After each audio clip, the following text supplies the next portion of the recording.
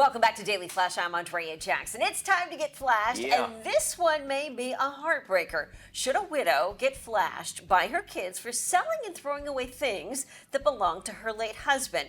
Okay, get this. The woman is catching flack from her kids because she's decided to make space in her home. After his death, her adult children were given several chances to take some of their dad's belongings, but they never showed up to get them. Everything hit the fan when the widow decided to hold a yard sale and get rid of the stuff. So, who is in the wrong? This is how our Get Flash segment works. We go to each person, each host on the show, and they get 15 seconds to respond. So we are going to start with Matt Doolittle, who's in the flashback room. Matt, you've got 15 seconds to respond. The time starts now.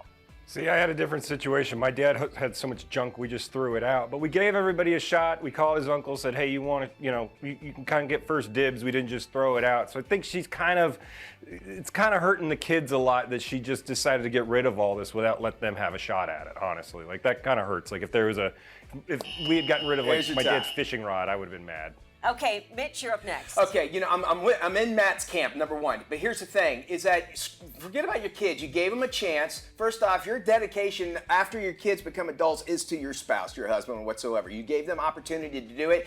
I say sell everything, use the money for yourself. They could have done the exact same thing, or even organized a garage sale and then split the money among everybody. So it's their fault.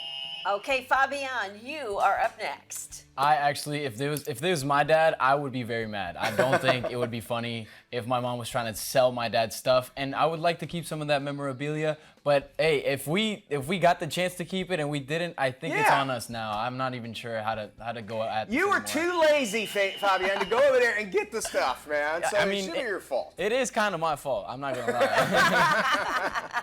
All right, Matt, weigh in again. What do you think about Fabian's response? I mean, I get that, but again, like going back to kind of what I was saying, it's like I got a different situation. I'm an only child, so it's a lot more of it's sentimental, and a lot of it was I knew I was getting it, but I mean, there wasn't a lot there, so I don't know how much stuff they actually had. Were there shirts and stuff? Like literally, there were like 5 trinkets I kept when my dad passed. So there wasn't a lot of stuff. I know Matt, like, and we were building some stuff before, and he goes, I think my dad's got a saw right there in the back. And he was saying, I don't know, he's got so much stuff in the garage. So I know Matt is like, you still have it, but like there's going to be a day when somebody's going to have to come and get all that stuff. I've tried to sell it. Nobody wants it.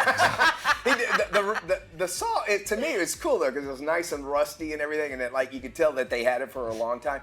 It's hard to do that, especially when it's like, because we put emotional attachments to things, and that's where hoarding comes from eventually, and you have to let go of that sort of thing. And it's almost like a rite of passage. You got to let go to let dad go. I mean, otherwise you're just holding on to something.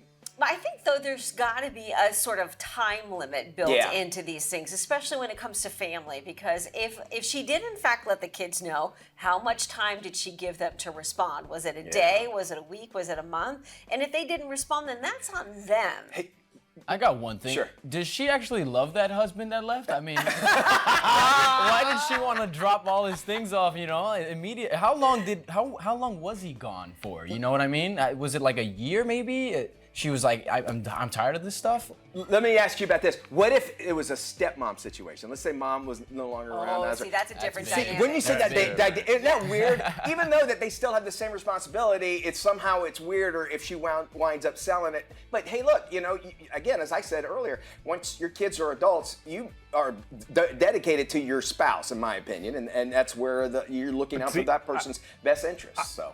I wanted to keep some of the stuff. If it was up to my mom, she would have tossed everything the day he was gone. Yes, they were together 37 years. She just didn't want to deal with any of it.